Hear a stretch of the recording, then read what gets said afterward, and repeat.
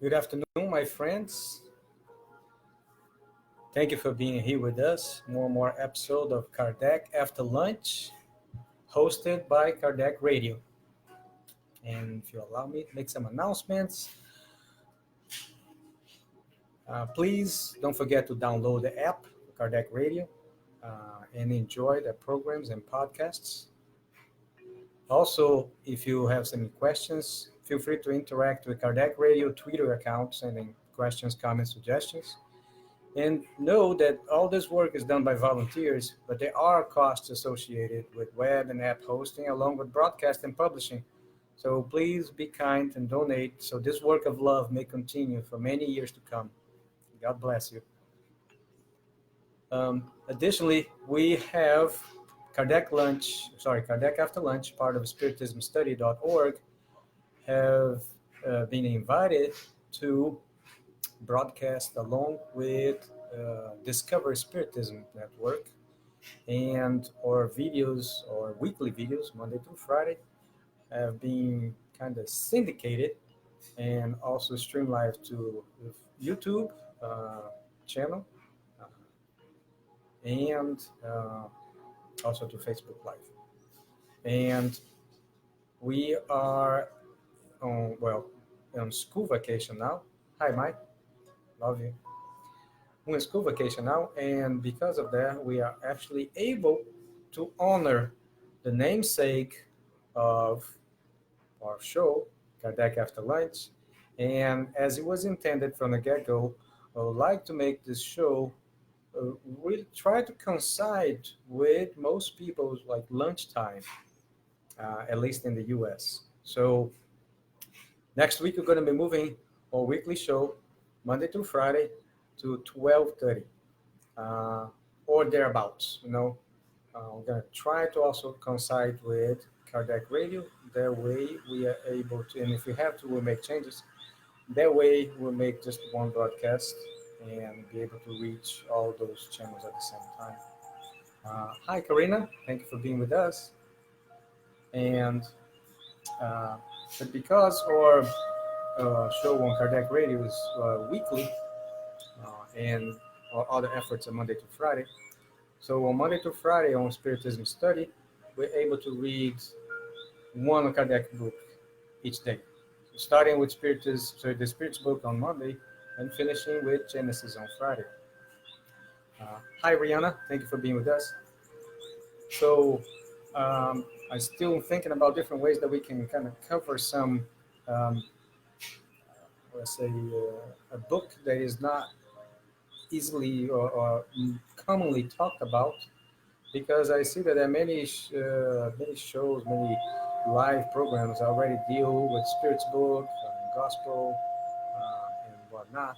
So today I was thinking, and why not talk about heaven and hell, which is not, I guess, perhaps usually studied in a group in spiritual societies, and I think we could benefit from it, especially because, in summary, it deals with the accounts, the communications by spirits, uh, who are telling us what is their state in the afterlife and the correlation with the life they lived before being, going through this incarnation. So I think it's very, very fitting for us to also visit this book. It will be like an experience, and perhaps a new experience to us.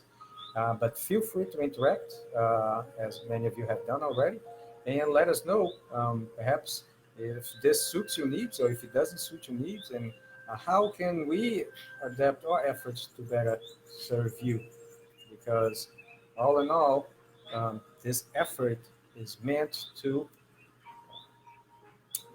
ins- create an incentive, or perhaps find a way to show you how beneficial an active participation or active program of study may be for you.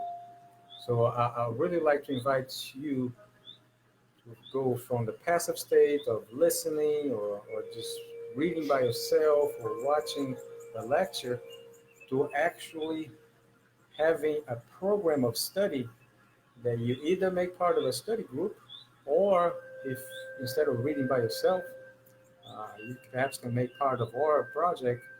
We have volunteers who are willing to donate their time and share their knowledge with you and assist you in your program of study. All of that for free. So, but let's start. Um, I'm not going to start at the very beginning because, like I said, the idea is not for you to watch every video in sequence instead of reading the book, actually. So I will start and we have some commentary about it. Okay. We're reading part one, chapter three. We're talking about heaven, the idea of it. So, paragraph number six, where we read that spirits are created simple and ignorant, but endowed with aptitudes so that they may eventually know everything and evolve as a result of their free will. So, right there in this first sentence, it summarizes so much of the doctrine and so much of what many of us struggle to understand. Many of us think that some of us are created with special privileges, that we are born knowing how to do many things, or knowing how, or have many virtues that were just gifted to us. And thank you, Rihanna, for your comment. And this is not true. We are not privileged in any way. Even the angels were not created as angels. We just perhaps created this belief, thinking that once we found out about them, we we believe that they existed from the beginning, and that's not true. They also were created simple and ignorant, and will have to fulfill all those tasks uh, to be able to attain the progress, because there is no progress without the merit. Nothing is gifted to you, only the opportunity. So, and we all progress in accordance to the utilization of a free will. But also be mindful that uh, just by trying, there's no guarantee of advancement just by trying, right? Or perhaps your idea or my idea of success, it's not guaranteed. What is guaranteed is the opportunity, and progress is the positive that you take from it. Oh, Matthew Mills, also thank you for your comment. So let's continue. By evolving, they acquire new knowledge, new faculties, new perceptions, and consequently, new pleasures unknown to less evolved spirits. So you see, as we fulfill, it's really we fulfill our purpose, because God created us with a purpose and the ability to fulfill it.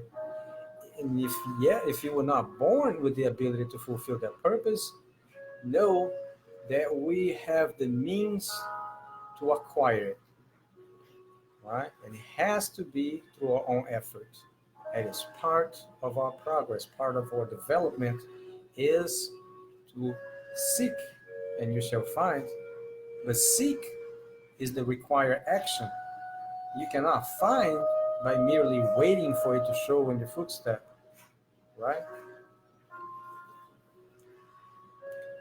They see, hear, feel, and comprehend what less evolved spirits cannot see, hear, feel, or comprehend. Happiness is the direct result of the progress that has been made. Thus, of two spirits, one may not be as happy as the other solely because it is not of the same degree of intellectual and moral advancement. However, it is not necessary for each one to be in a separate place. So you see, our level of happiness is always going to be a direct result of how we see the opportunities They are created for us in order for us to develop our intellect, our morality, and our spiritual side. So many people say happiness is a state of mind, and to me, if you know, only if you try to understand how the system works, you'll be able to derive some happiness from it. And that's how it happened with me. As I became, interested and started reading each one of the doctrine books, from the Spirit's book to Genesis, you become better and better acquainted with how the system works. But know that you're not gonna know it all by the first reading you have of it. To be honest, it's a quite complex reading at times. And that's why I decided to start this project, so we can offer others the assistance in starting their studies. But I think there is a providential reason why the doctrine was written in such a language. And I think we owe to God to elevate ourselves to the level of the doctrine instead of trying to simplify the doctrine into a pamphlet and hand it out on the street corners. So uh, I think it's incumbent upon us to dispense the required effort so we can understand it and practice and assist others in their struggles to understand and practice. The doctrine should serve to change your thoughts, your words, and your actions so we can be a bona fide agent of the providence with intent and purpose. So, although they may exist side by side, one may be in darkness, while everything seems resplendent to the other, like a blind and a sighted individual who have joined hands. One perceives the light, while the other does not receive the least impression of it. Since the spirit's happiness is inherent to their own individual qualities, they can enjoy it anywhere they may find themselves, whether on the earth or in the midst of incarnates or in space. That's one very, very, very strong affirmation that happiness is a state of mind, and you can find happiness anywhere, even by yourself, even when you think you're alone, which in reality you're not. So, but in order for us to take this from just an affirmation, take it from a sentence written in a book to knowing and practicing, it requires study. It requires you to read it first, study many times later, discuss amongst others, and from that discussion, being enlightened, changing your ideas, and changing the application as well, because the application will necessarily change. Nothing, no solution that we find for a problem now will be the same solution later. Um, this is fluid, is flexible, it's meant to be this way really to assist us in our development. So, we're getting close to the end of our allotted time.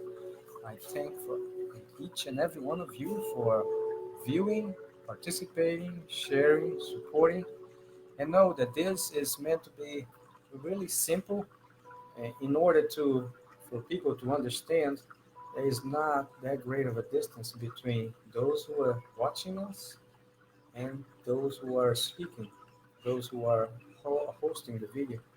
Thank you, Deuce, for joining us. So please understand the only thing necessary for your advancement is your willpower. Thank you. Godspeed to all.